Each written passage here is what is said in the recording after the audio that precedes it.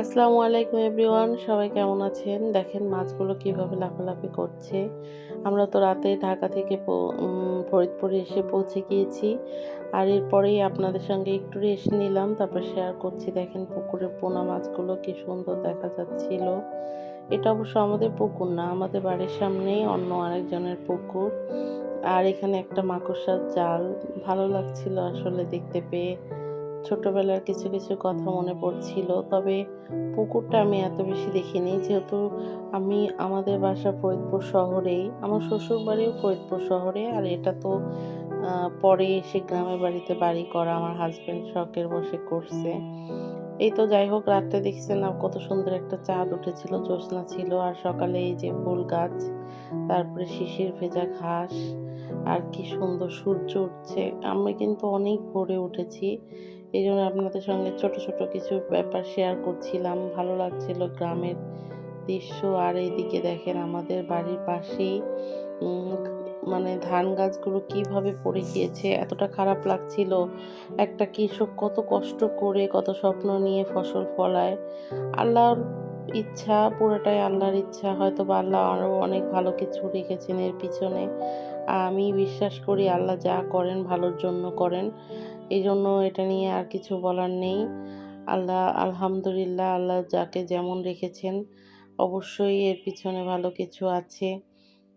কিন্তু আসলে গাছগুলো দূরের মানে ধানগুলো কত সুন্দর লাগছিল, আর এগুলো পড়ে যাওয়াতে একটু তো খারাপ লাগছিলই। আর এই তো হাঁটতে, হাঁটতে আমার নানা শ্বশুরবাড়ির দিকে চলে আসলাম। দেখতেই পেলেন নিজস্ব মসজিদ তাদের, এবং কবরস্থান পাশে। আর আমার মামা শ্বশুর বাড়ি করছেন। একজনই মামা শ্বশুর, শখের বাড়ি আরকি। কাজ চলছে এখনো।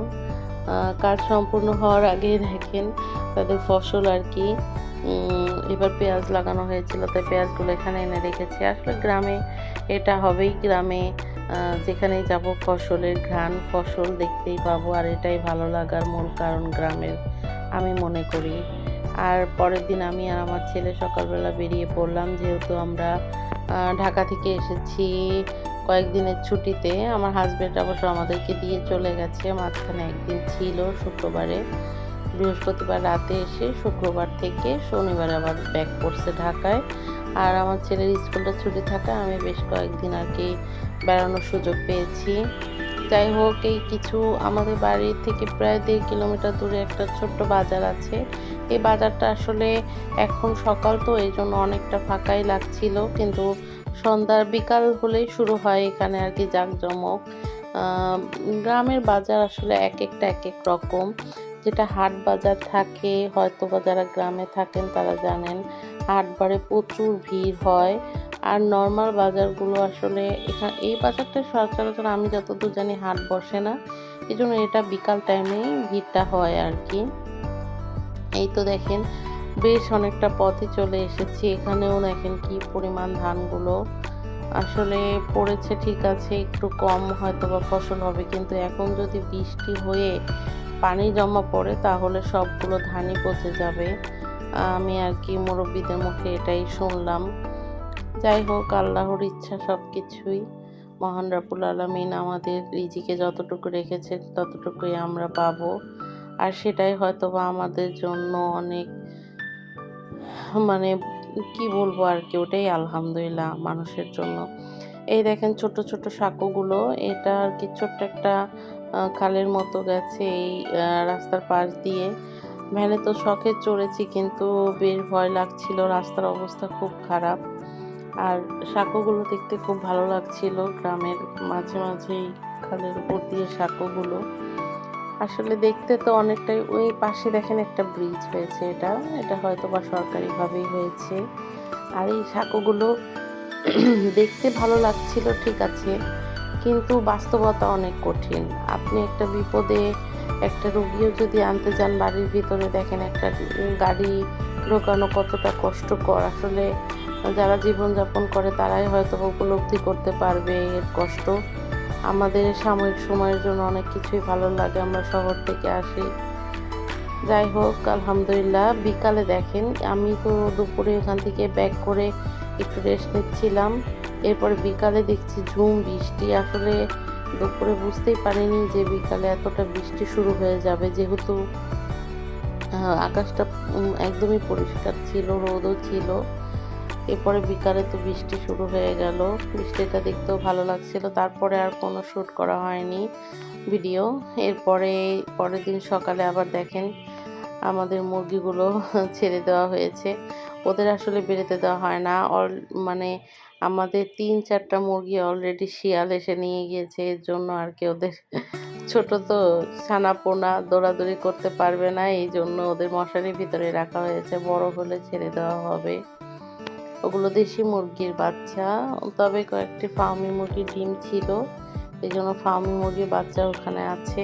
আমার শ্বশুর খুব শখ করে এগুলোকে লালন পালন করছে। বুঝতেই পারছেন শখের জিনিস, তাই খুব যত্নে রাখা। আর এই যে আমাদের কবুতরটা দেখেন কি সুন্দর তাল গাছের উপরে উঠে বসে আছে। এই তাল গাছটা কিন্তু বিশাল অনেক বড়। যেহেতু কবুতরগুলো ছাদেই থাকে, এজন্য ওরা খুব ভদ্র স্বভাবের। এই কবুতরের জাতটা আসলে সম্ভবত জালালি। যাই হোক, ওরা এতটা ভালো তা বলার মতো না। আমাদের পাশে ধান ক্ষেত, কিন্তু কখনো তারা খেতে যেয়ে মানে কারো ক্ষতিও করে না। শুধু এই গাছে উঠবে আর ছাদে, আর মাঝে মধ্যে হঠাৎ নিচে নামে, তাও সবগুলো একসাথে না, ১টা-২টা করে। এই দেখেন একটা বক ছিল পুকুর পাড়ে। আমি বকটাকে দেখি একটু কাছে এসে ভিডিও করতে গেলেই দেখি উড়ে চলে গেল, মাছ খেতে ছিল। আর এই যে আমাদের ফার্মি মুরগিগুলো, এগুলোকে ছেড়েই পালা হয়। ওরা এখন অভ্যস্ত হয়ে গেছে। তারপরও এই মুরগি ২টা না ৩টা যেন হারিয়ে গেছে। একটা তো কিসে নিচে বলতে পারবো না, একটা শিয়ালে নিয়েছে। যেহেতু যখন চারপাশে পাট ক্ষেত ছিল, তো তখন খুব শিয়ালের উপদ্রব ছিল। এই তো দেখতে পাচ্ছেন ছোট ছোট বেগুন গাছগুলো। আমাদের প্রচুর পরিমাণে বেগুন গাছ ছিল। সবগুলোই আমার শ্বশুর লাগিয়েছেন। বাবা লাগানোর পর প্রচুর বেগুন খেয়েছি আমরা, কিন্তু শেষের দিকে বেগুনগুলো খুব ছোট ছোট হতেছিল এবং খুব বীজ হতেছিল। এই জন্য ওগুলোকে উঠায় ফেলে আবার এই ছোট্ট গাছগুলো লাগানো হয়েছে। আর এদিকে দেখেন কলমি শাক বুনছে, এত সুন্দর লাগছিল কলমি শাকের ফুলগুলো। ক্যামেরার থেকে আমার মনে হয় বাস্তবে আরও বেশি ভালো লাগতেছিল। দূর থেকে মনে হইতেছিল সাদা সাদা ফুল সবুজ গাছের মধ্যে। আর এখানে যে আমাদের গাছে অনেকগুলো বড়ই ধরেছে। এর আগে প্রথম লাগানোর পরে মনে হয় ৫-৬টার মতো ধরছিল, এরপরে এবার প্রচুর ধরেছে। আর এখানে ফার্মি মুরগিগুলো, আর এই যে আমাদের ফুল গাছগুলো সামনে সাদা সাদা বৃষ্টির পানিতে কিভাবে ভিজা আছে। খুব ভালো লাগতেছিল গাছগুলো দেখতে। আর এই গাছগুলো এতটা সুন্দর লাগে তা বলার মতো না। ছোট্ট ছোট্ট ফুল দিয়ে প্রত্যেকটা গাছ এত পরিমাণে ফুল ধরছে, মাশাআল্লাহ মাশাআল্লাহ। এই তো আরেকটা ফুল গাছ, এটা গেট ফুল গাছ, কি নাম আমি আসলে বলতে পারবো না। এটা টগর। এগুলো সবই আমি এবং আমার হাজবেন্ড লাগিয়েছি। ফুল গাছগুলো আমাদের খুব শখের। প্রত্যেকটা গাছই শখের, তার মধ্যে ফুল গাছগুলো আমার বিশেষ করে খুব শখের।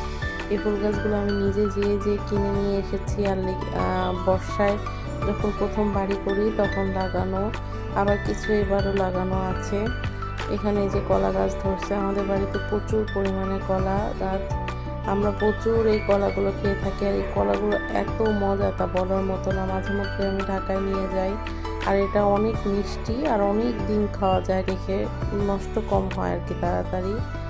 এই তো এদিকে বিকালে মুরগিগুলো খাচ্ছিল, একটু শেয়ার করলাম আপনাদের সঙ্গে। দুপুরে আমরা চাল কুমড়ো কাটছিলাম। আর এই যে আমার কাঠগোলাপ বাগানের